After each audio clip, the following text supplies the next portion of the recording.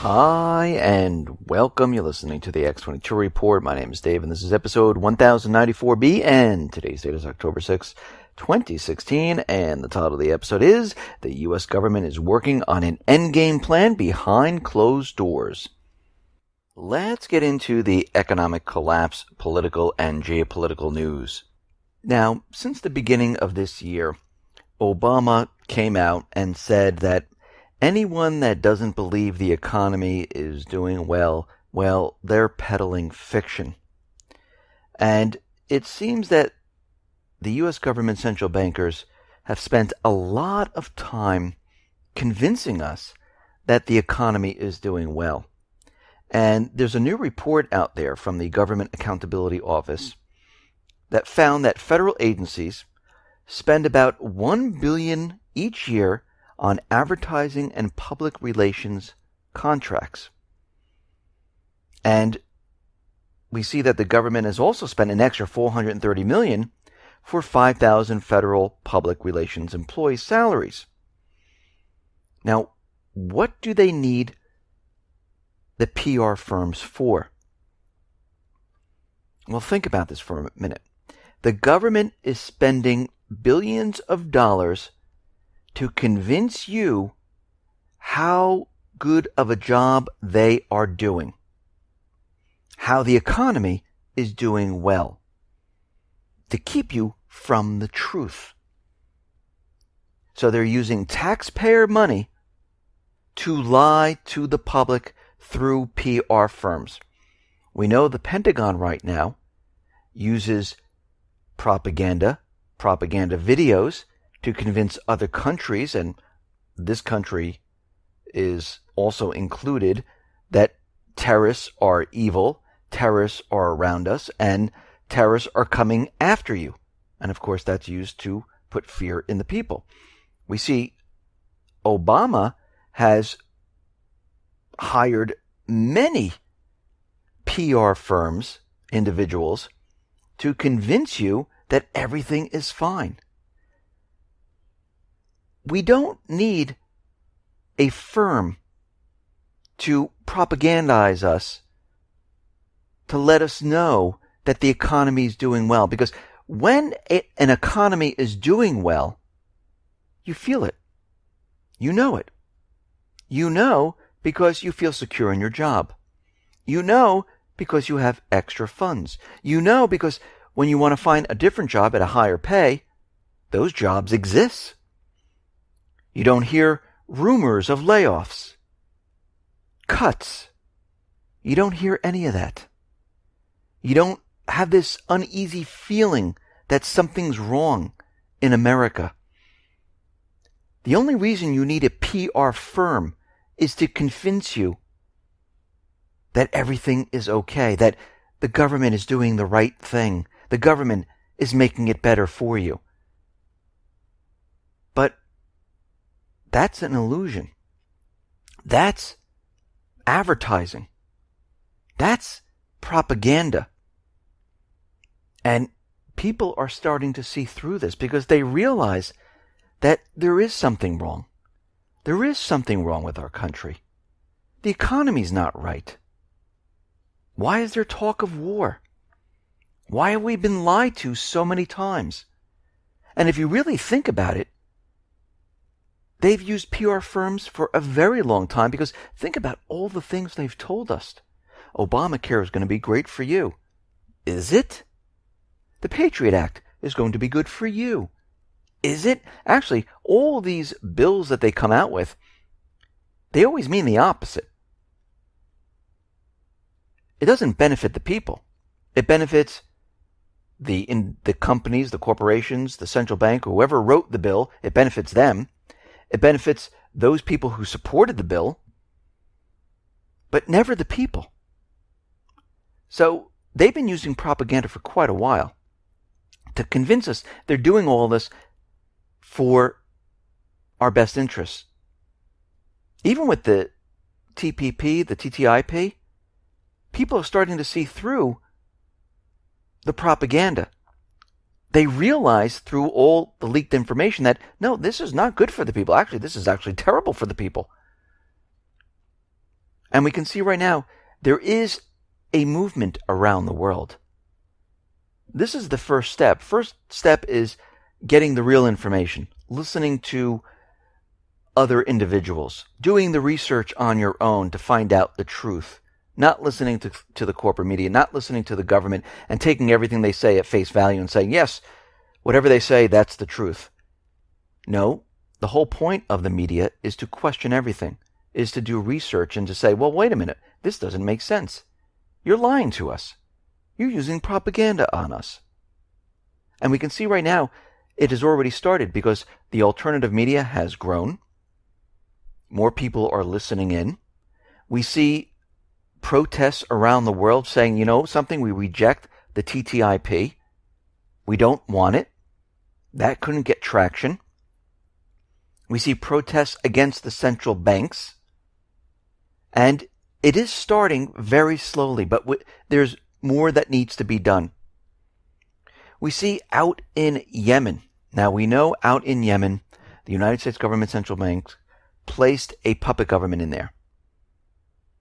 And the Houthis decided, you know something? We don't want the central bank. We don't want the U.S. government in our country. So the United States had Saudi Arabia bomb Yemen. Yemen never attacked anyone. But we can see that the president of Yemen that was placed in there by the United States government central bankers was kicked out. And the Houthis went to the United Nations and they put in a bid to form their own government, to set up a rival administration.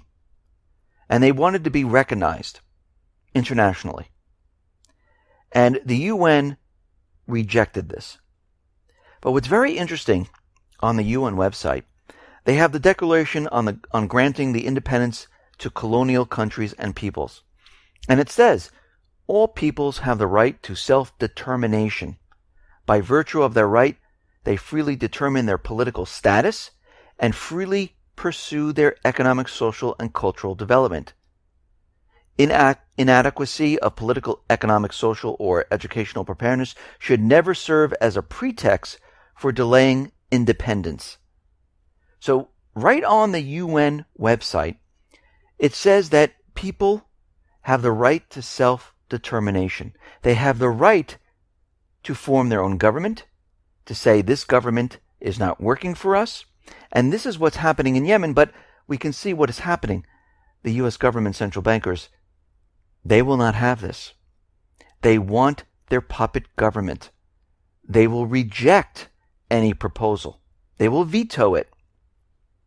Just like in all the other countries, Libya wants their own government. They don't want the U.S. telling them what unity government they should have. That's not democracy. That's another government saying this is the government you'll have. Same thing's happening in Lebanon. Same thing's happening in Iraq. And Syria. The people there are saying no. So we can see right now, the central bankers, they're continually trying to push their puppet governments on the people, but the people are fighting back. And we can see right now, through the rejection of the UN, they're not even following their own mandate. Now, yesterday we reported on Iraq and Turkey, where the Iraqi Prime Minister told Turkey, you must leave our country. We did not invite you in. We don't want you here. And if you stay, there's going to be problems. Now, Iraq is a sovereign country. They have every right to say to soldiers that are in their country to get out. But Turkey responded to Iraq. Prime Minister Yildirim said, no, the Turkish troops will remain in the camp in northern Iraq, and we're not leaving. Even though Iraq objects to it, it makes no difference. We are staying. Now, we have the same situation in most of these countries where Turkey, the United States, France, UK, and other nations believe they have the right to go into a country and stay in a country even if the sovereign government, the elected government, tells them to leave. Can you imagine if this happened here in the United States? If North Korea decided to bring in troops into the United States and said, listen, we're creating a base here. We're going to take over this piece of land. We're going to create a base. We're going to bring in soldiers, military assets. And we don't care what you say. What, you want us to leave? No, we're not leaving. This is what the United States, Turkey, the UK, and the rest are doing in these countries. Why? Because their entire mission is to keep control of the Middle East, and they can care less what the governments say about it. So what that really means is that they violated international laws. They don't care what elected governments have to say, and they are invading these countries, starting a war on purpose. Now, we know out in Syria, the situation is not improving for the United States. We see Syria and Russia, they are just about to take over Aleppo, which means the United States, there'll be no reason for them to stay in Syria, but of course they're not going to leave. And the real reason the U.S. can't separate the moderates from Al-Qaeda and al-Nusra is because there really isn't moderate rebels. There's nothing to separate. They're all one and the same. And when you really look at what is going on in Aleppo, we see the vast majority of Aleppo's remaining 2 million residents live in government-controlled territory, with less than 250,000 trapped in terrorist-held sections of the city. Not only do 1.75 million of Aleppo's 2 million residents live in government-controlled sections of the city, but militant groups held up in districts awaiting liberation are not even entirely made up of Syrians, but rather foreigners who've entered the country. This entirely undermines the West's narrative that Syria is undergoing a civil war, rather than a foreign orchestrated invasion. Because when you really look at the terrorists that are there, that are paid mercenaries, 99.5% are foreigners. They're not even Syrian. And we can see right now the U.S., they can't separate the moderates from terrorists because there are no moderates.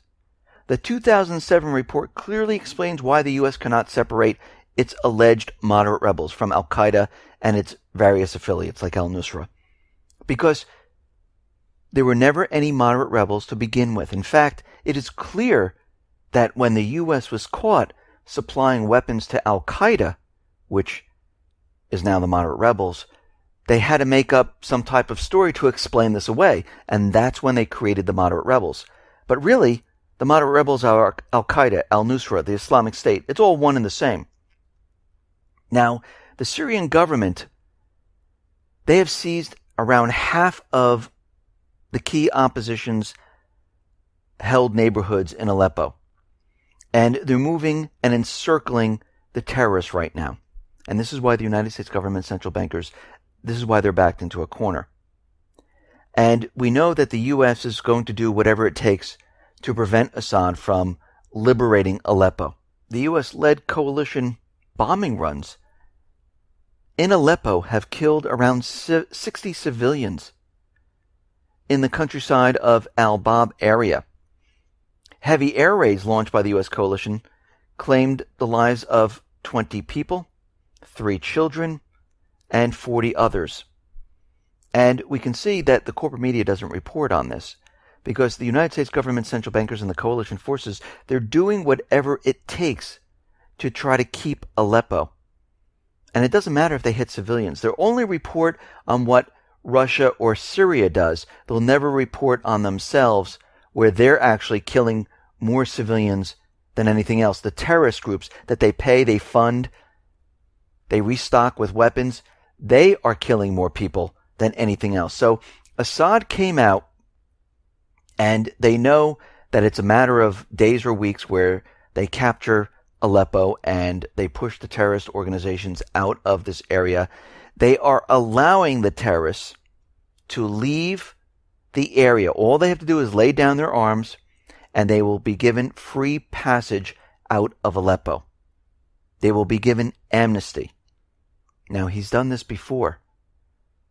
And of course, the United States government central bankers, they don't like this at all. Now, will the terrorists do this? Well, most of them are looking at the situation and they realize this is a no-win situation. They better get out now, no matter how much the U.S. government central bankers pay us. But we can see right now the United States government, well, they're in closed doors meetings right now. They are talking about striking Assad. It's back on the table. And we see that they're going to do this without UN Security Council resolution. And they're looking to bomb Air Force runways with missiles. They're looking to hit infrastructure. One proposed way to get around the White House objection to striking Assad's regime without a UN Security Council resolution would be to carry out the strikes covertly without public acknowledgement. So what they're doing right now is they're trying to figure out a way, behind closed doors, not letting the public know, a way to start a war. Because that's what's going to happen. If they set up some type of no-fly zone, or they bomb Syrian planes on the runway, or they attack the Syrian armed forces, this will be the beginning of World War III.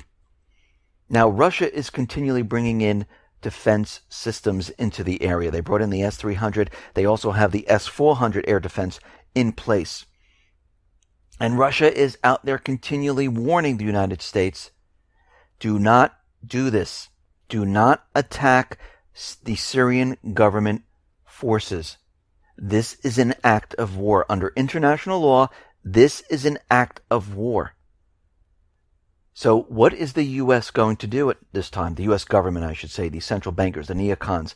Well, they're trying to figure out a way to create a situation where it looks like the United States had to do this because they were either attacked or for some other reason.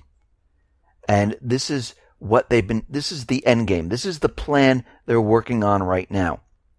Now, Russia has announced that they're going to be keeping the Russian Air Force indefinitely in Syria to maintain control of this area and to stop the United States from removing Assad. Because we see the UN came out with a report and they warned that the terrorist-held area of Aleppo will be completely destroyed, which means that the Syrian armed forces and the Russian forces will remove the terrorists from this area. They said it will be done by Christmas. So this tells us right now that the United States government central bankers, they have from now until Christmas to initiate their plan. Because otherwise, they lose Aleppo. And we can see that they're going to do whatever it takes. If it means war, they will go down that path. They're ready. They're willing. They don't care if they have to send your brother, your cousin, your aunt, your mother, your father, your children to war. Because their children, their families, they're not going. It's everybody else who's going to be fighting for them. And at this point, this is when the people have to say, okay, we are not doing this. And I'm not just saying here in the United States. I'm saying throughout Europe, the United States, Canada, Australia, because it's going to be all of these countries. And we know from the actions of Putin, from every single time that we've been tracking each one of these incidences, that he does not want war. He's been trying to stop it. If he really wanted war, it would have happened already. What would be the point of continually trying to stop it? The United States back in 2013 wanted to come in and bomb Assad. Just step back, let it happen. In Ukraine, they wanted to start war there. Russia could have just come right in with all the military assets, started a war because the United States would have joined in there. Here, Russia continually tried to work with the United States in Syria. They wanted to work together to get rid of the Islamic State. The United States put together a coalition, did not include Russia or China, because their mission was not to get rid of the Islamic State. It was to get rid of Assad. Their mission was to use the Islamic State to get rid of Assad. Russia stepped in continually, time after time after time, tried to work with the United States to work together to get rid of the terrorists, which are really the paid mercenaries that the United States funds, protects, supplies military assets with.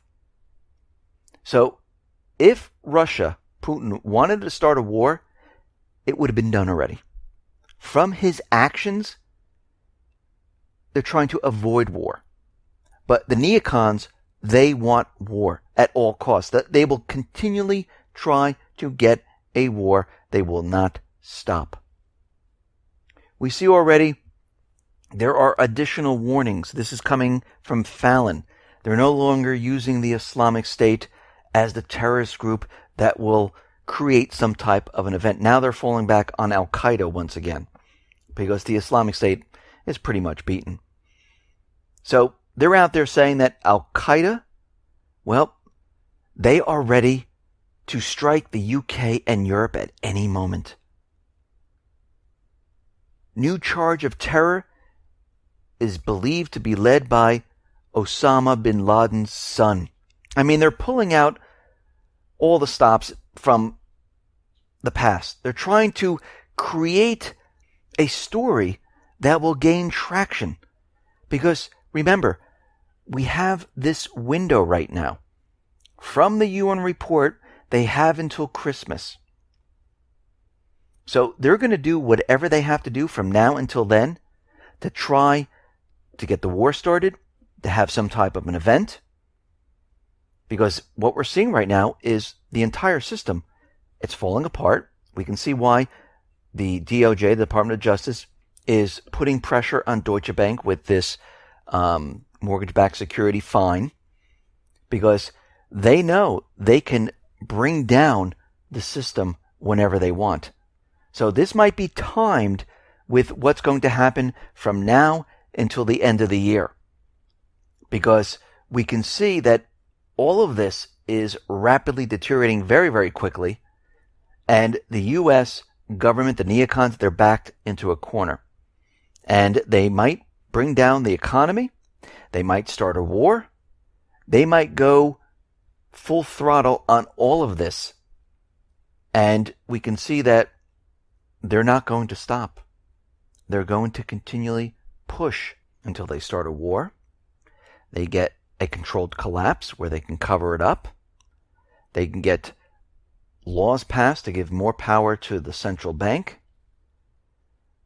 And we can see this is all being done because the system is at its end game. It cannot be supported anymore. They know this.